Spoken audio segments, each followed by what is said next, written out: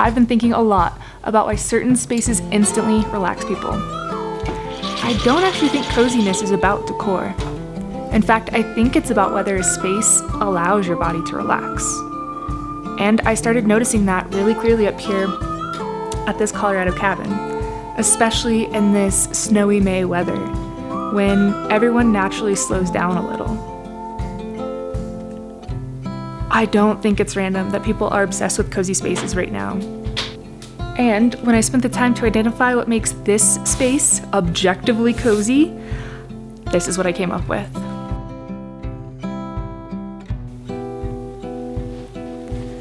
This is a unique property because I used to live here. This was my home for years with my husband Ben and dog Curtis, and we loved living here. This was a labor of love to make it what it is today, and it's now a short-term rental, which has allowed me to get a really good insight on how a lot of different people interact with the space and their feelings about it. They'll leave entries in the guest book or send me little notes on the booking platforms and talk about how they felt when they were here. And a lot of people, yes, they comment on the decor and that they felt like it was like a very well-designed place, which I love you. I love you for saying it. But even more people talk about how they felt at home, they had everything they need, they were comfortable and relaxed, they had a great getaway, and that it was cozy. And being snowed in up here for the last few days at this late May snowstorm has given me a little bit more insight into what's making this property cozy and what allows spaces to help us emotionally regulate in the first place. I think this is how you achieve it with these certain elements. We're gonna try to get a little fire going this morning. While most of the country is in full-on spring mode, and for many, probably even like hot summer temps, it is snowing in the Rockies. But that's what makes a cabin special, being in the mountains so cozy, having a little bit of unexpected, lovely, cozy weather. Now, there's a slight problem in that a lot of my wood is a little wet, so fingers crossed we can get this going. There she goes.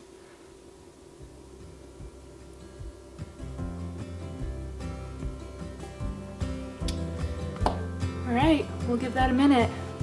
See how she does.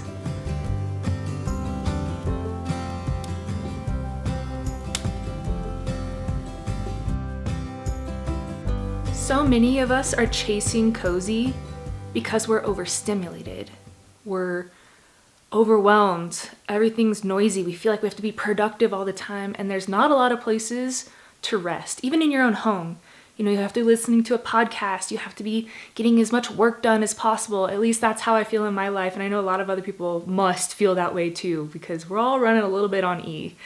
And that cozy place is the spot where our nervous system can just relax and exhale. And if we don't have those spaces, if we don't create those moments, then that burnout comes up real quick.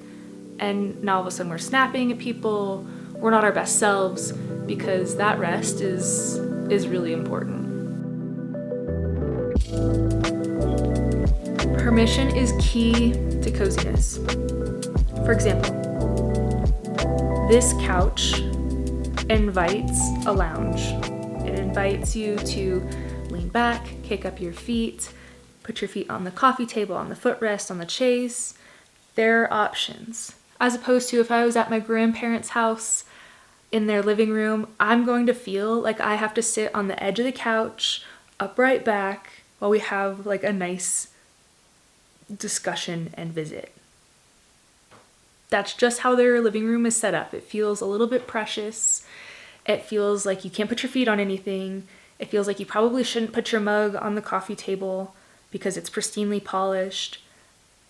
And that formality has its space, has its time, but the rustic nature of a cabin, especially the comfortable landing spots, are permission. They're permission to let go and just let yourself be. Lighting. Now, if your overhead light is on right now, pause this video, turn it off, buy yourself a lamp, and turn it off. Or else. I know, I don't mean to sound so stringent, but you cannot be cozy with the overhead lights on. It's been said before, I'm gonna say it again, that one of the biggest components of a warm, inviting home is the lighting. It's lighting. Lamps, specialty accent lighting, anything that isn't coming directly from above, casting those hideous shadows around your eyes, making everybody look like a ghoul. We don't want that. We just want little pockets of warm, inviting light. This doesn't mean that we have to live in darkness. For example, here in this kitchen, it gets dark in the winter. The long, dark nights of winter here can make this kitchen feel almost unusable. So we added lights in here that are task-oriented and atmosphere-oriented. These under cabinet lights, chef's kiss. In the morning, making your tea. In the dark winter evenings, chopping vegetables and cooking up a meal, all the more enjoyable because you can see. But my favorite addition of lighting in this home really is the over cabinet lights. They're cheapy, like LED lights that you can buy just about anywhere. I'll link them if you're so inclined. But they can change color, which can be fun if you're, celebrating Halloween or Christmas or, any holiday. Mostly I like to stick to the warm white just because it feels calming to me. And use that lighting to really tone down the visual noise of the space. Bad weather makes interiors more emotionally legible. What do I mean by that? Homes feel different in bad weather. A rainy day or a snowstorm turns a home into a shelter, not just enclosure or architecture. You notice warmth more. You notice the light, the sound more. There's something encapsulating about like a gray, gloomy day or a snowy day that makes you feel locked into your inside space. In a precious way, not in a we're jailed up and can't leave kind of way. You become like very aware of the edges between inside and outside. There's a component of refuge and intimacy that are inherently comfortable. The contrast of the outdoors being maybe a little inhospitable with the hospitality of your interiors. Oh, love that. I freaking love that. I mean, I love contrast in a lot of different ways, but the way it feels when you have this like comfortable, soft, warm, inviting space when the outdoors is nasty and wild and everything else, because that's beautiful too, but having those together at the same time does something for my brain that's just lovely. Just lovely. One of the reasons it seems people get emotionally attached to spaces so quickly is because of repetition. And I see that a lot with my guests. Those that stay here longer are more emotionally attached. You know, somebody that stays for 2 nights, while they might have had like a lovely time, it's a very different feel than somebody that stays like a week or 10 days. Those people start to build rhythms, the same rhythms I had when I lived here. That's making your tea and sitting on the deck, enjoying the view. It's having that quiet space to read your book. Just tiny routines that happen over and over again to build memories. They're not even major memories, really. It's just the small, everyday quietudes of life that attach you to a spot. In the winter especially, the ritual of building a fire in the evening and the way everybody kind of just gravitates towards the living room where that fire is roaring, the way that the windows pull you in for a stare when you have, you know, birds chirping out there, etc. Like, it really is just about those ritualistic moments that create an atmosphere of comfort. If you keep claiming that comfy couch spot without even realizing it, that's a ritual. That's a ritual and comfort. That spot has become intrinsically part of your body and the way that you interact with the space, so that you feel most comfortable there. And I really think those repeated little moments are what actually make a place feel meaningful. It's not the perfection, it's not expensive furniture, it very, very rarely is those things. It's just familiarity and rhythm and the feeling that your life easily fits into the space. And some of the most comforting spaces I've been in weren't very impressive at all. They just supported real life very well. And you could tell people actually relaxed there, cooked there, stayed up late talking there, fell asleep on the couch there. There's something to that. I love a beautiful space, don't get me wrong. But even more than that, I love a space that feels grounded and welcoming. The visual novelty of a new trend wears off. And what's truly left is, how do I feel here and how much time do I want to spend here? Does the lighting make you want to stay? Can you read comfortably? Is there something you want to curl up with or against? And does the room support your actual life and the things that you do? It's easy to underestimate how sensory comfort is.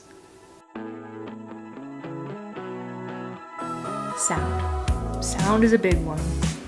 Some rooms absorb noise. You speak normally, you move normally, nothing echoes back at you too strongly, and then there are other spaces that feel like they're constantly reminding you you're there. You can hear yourself amplified back to you in the echoes of the space. Every small sound is a little louder than it should be. Footsteps, dishes, shifting your weight. It creates a subtle tension that you don't even always consciously register. If you're aware of that when you're creating the space, if you're aware of how the energy in the room bounces around, the sound especially, gosh, that's the ability to create a space that feels comforting. So for all of those reasons, those things you don't think about all the time, those sensory tidbits, the sound, the feel, the ease or not of a space, they're kind of hard, honestly, to identify. But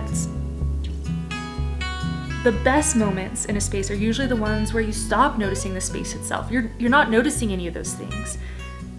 You don't notice the lack of them.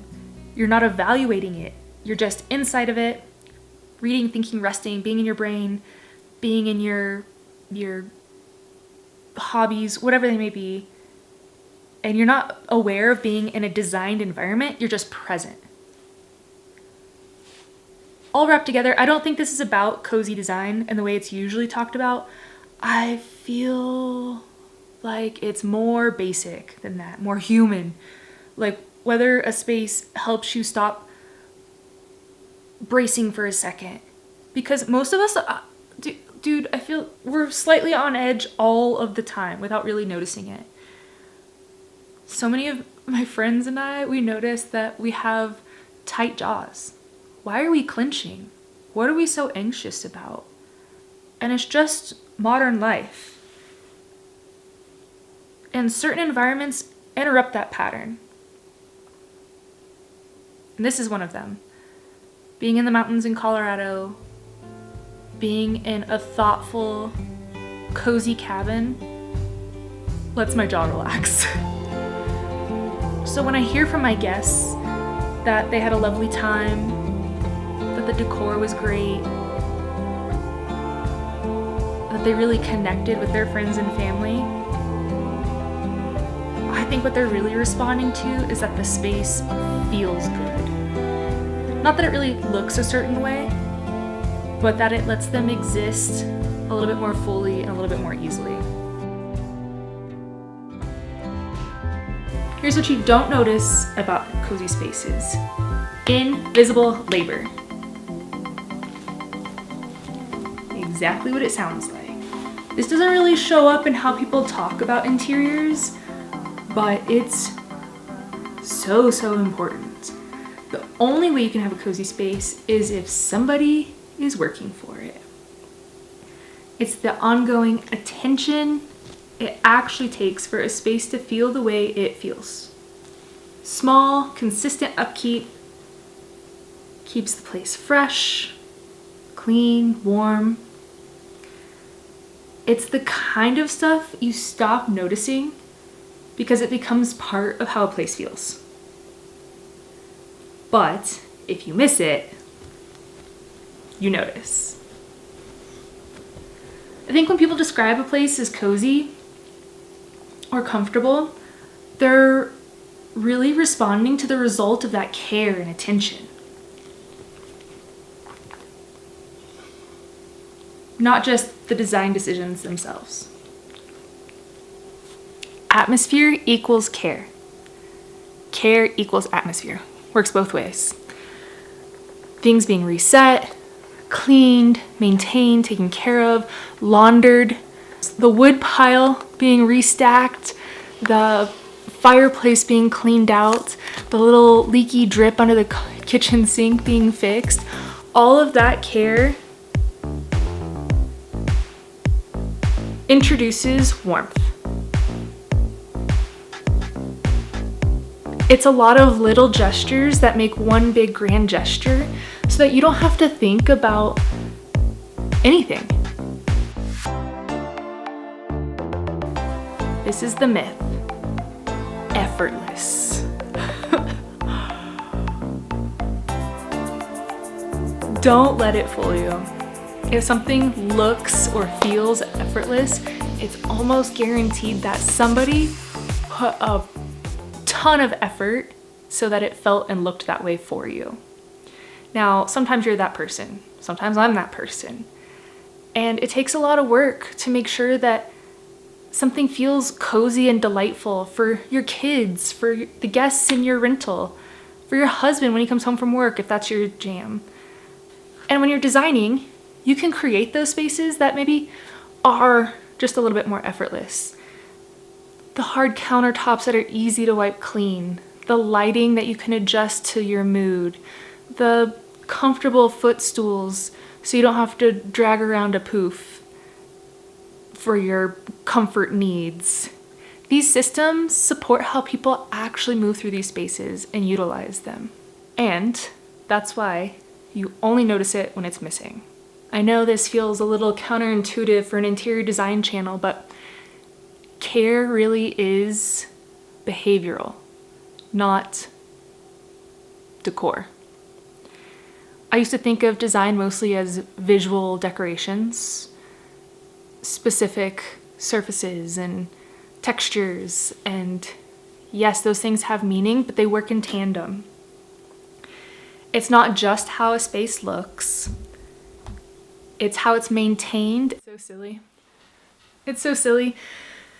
Ben and I call this turn down service. just like you would get at a fancy hotel. And when we're feeling especially kind to one another, we'll go in and make the room just a little bit cozier for bedtime. Fluff the pillows, turn down the blanket, turn on the cozy light, and it's still a little bit early yet, but maybe make a cup of tea for the other person and light a candle. So it's just a sweet little way to care for somebody, using the same method of care, maintenance, and attention to detail to make somebody else feel cozy and cared for. That's the trick. And it all rolls in to cozy spaces. Because when a place is well cared for, well maintained, it feels more comfortable, feels more cozy. Not because everything is perfect, but because nothing feels neglected.